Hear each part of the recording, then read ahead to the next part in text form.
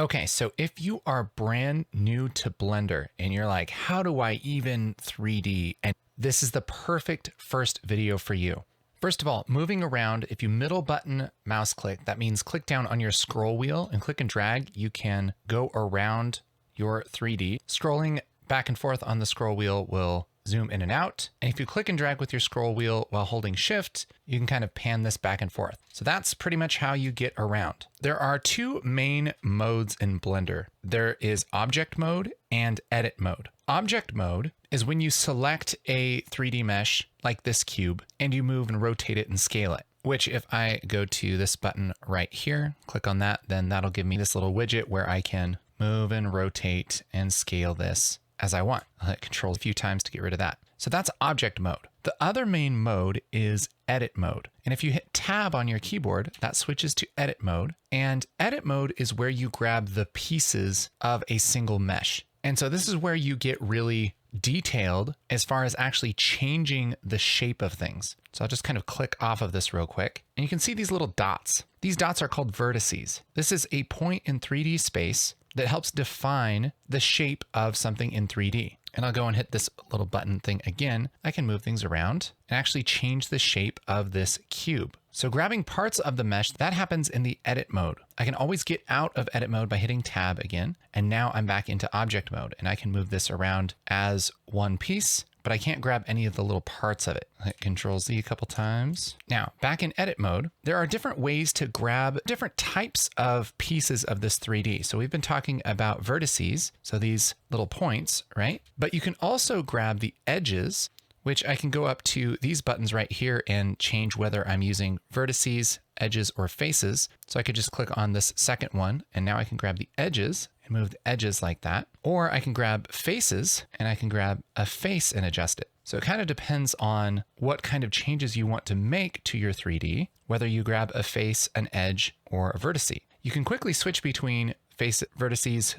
edges, and faces by hitting 1, 2, or 3 on the keyboard. So 1 is vertices, 2 is edges, and 3 is faces. So between tab and 1, 2, and 3, you can kind of pick the levels of detail that you want to adjust here. So I could move this up and then hit tab to jump into this, hit 2 to grab the edge, and I can move this edge back and grab 3 to grab a face. And I can grab this little scale line and scale this in like that. We're making our own little custom shape here. Isn't that cool? So literally just what I've taught you right here, you can make so much stuff in 3D just by using object mode and edit mode and selecting the faces, edges, and vertices of things. You can make all kinds of different shapes here just with this cube that's in there by default. But I'm going to give you some advice. I don't recommend actually using this widget thing. Even though it is nice and cool and visual, it's maybe a little bit easier to understand, as you can always, the axes, X, Y, and Z, you do have to be kind of picky about exactly where you grab to adjust things.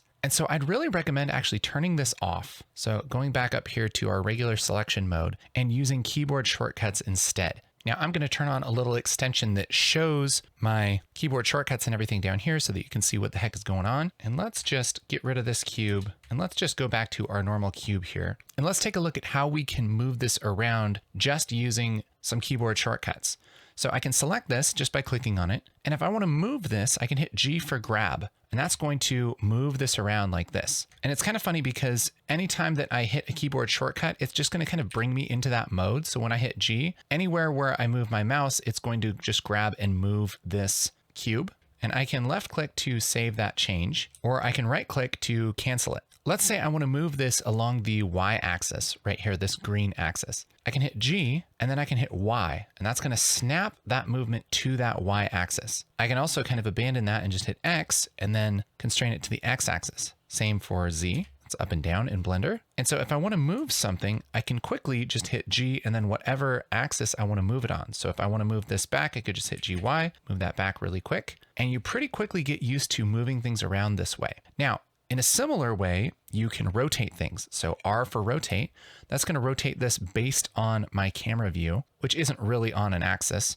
But again, I can constrain this to an axis by hitting X, just rotating that on X or Y or Z. And again, left click to save it or right click to cancel. And same thing for S for scale. So I hit S, that'll bring me into scale mode, and I can scale this up or down just by dragging. And again, left click to save it, right click to cancel. And these shortcuts work not only in regular object mode, but also if I hit tab, and again, I'll get rid of my widget here. If I grab, let's say, a face, just by hitting 3 and then selecting that face, I can scale that face with S, I can rotate it with R, and I can grab it with G and move this around however I like. I can also constrain this to an axis. So if I want to move this out on the X axis like this, I can hit GX and move this out like that. And this quickly becomes much, much faster than having to make sure that we're viewing this widget just the right way, going in and exactly mousing over this arrow and then moving this like this. It might seem fast, but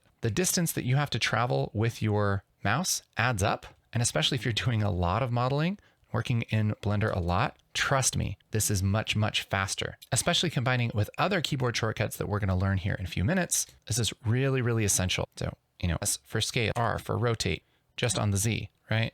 Hit tab, scale this all down, tab again. Let's actually scale this down like this. And it just takes a little bit to get used to using those hotkeys, but I promise it is worth it.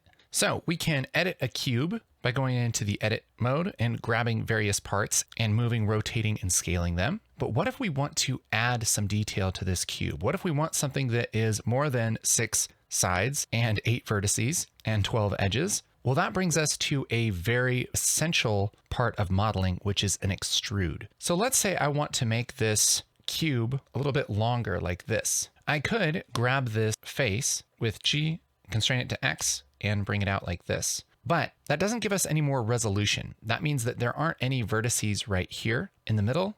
There aren't any edges or anything like that. And so it doesn't actually become more detailed. It's just kind of bigger on this edge. But if I want to add more detail, what I can do is hit E for extrude.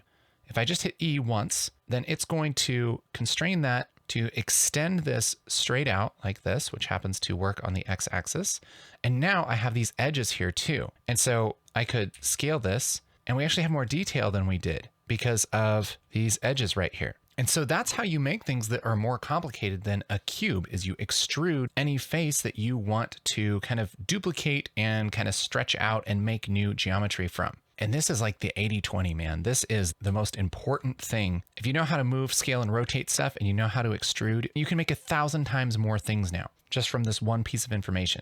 Check this out. Let's make just like a little chair, okay? Let's select this top face, hit G, and then Z to just squish this down here. Then we'll go kind of towards the back. Let's grab this face and E for extrude. And I'll just bring this out a little bit just so we have a face right here. Then we can extrude that. And now we have a little chair thing here. And hit G and Z to kind of bring this down a little bit more like that. Maybe we want this to be a smaller kind of chair. Let's take the bottom part here and extrude that down. And actually I'll hold Shift and grab both of these faces and then hit E for extrude. That's going to bring that out. And so now we have this little kind of couch chair thing. All right, can hit tab, that's our chair. If I want to kind of line this up with our floor, I can hit G and then Z and bring this up like this. So that's kind of sitting right on the floor. Nice. So this is just an extruded cube, and you'd be surprised at how many things in the world can be made with an extruded cube. It's pretty amazing. Not only that, but you can add other cubes and extrude them and kind of combine these things. So for instance, I could hit Shift A, and that gives me this little add menu here. I could go to mesh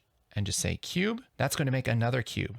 All right. So let's use what we've learned here. I'll just hit S for scale, G for grab, Z to constrain it to the Z axis, bring it up here and click. And we're going to make like a little armrest thing for this. So let's just scale it, S for scale, and then Y to constrain it to Y. And I'll just drag this out to be about the size of an armrest. Okay. And let's GX to bring this over here. GZ to bring it down, and let's scale it actually S for scale. There we go. There's a little armrest scale on Y, and we can make a decision. Do we want this to go all the way to the floor, or do we like it floating like that? I think I'll make it all the way to the floor. So I could scale this on Z, or I could go into my edit mode and grab this face and GZ. I'll bring this down like that. Maybe we'll have it almost to the floor like that. Okay. And remember, we can grab pieces of this too.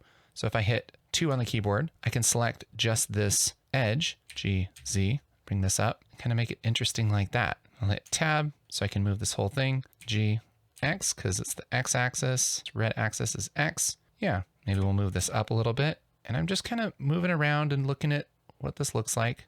Awesome. So there's a little armrest. Maybe we want to bring this back here, GY, sure, something like that. There's a little armrest for our chair. What if we want to put this on the other side? One thing we could do is duplicate this. Let's hit Shift and then D for duplicate. And now look at this. We have a duplicate of it. And if I right click here, that's going to have this still duplicated, but it's not going to offset it like that. So now we can hit G, X and move this over how we want. We can rotate this on the Z axis. We can kind of turn this around like this. We can also type a number like 180 and then click. That will perfectly rotate that 180. You can also go right here to these properties, these transform properties, and type those in. So we see this 180 right there. Okay.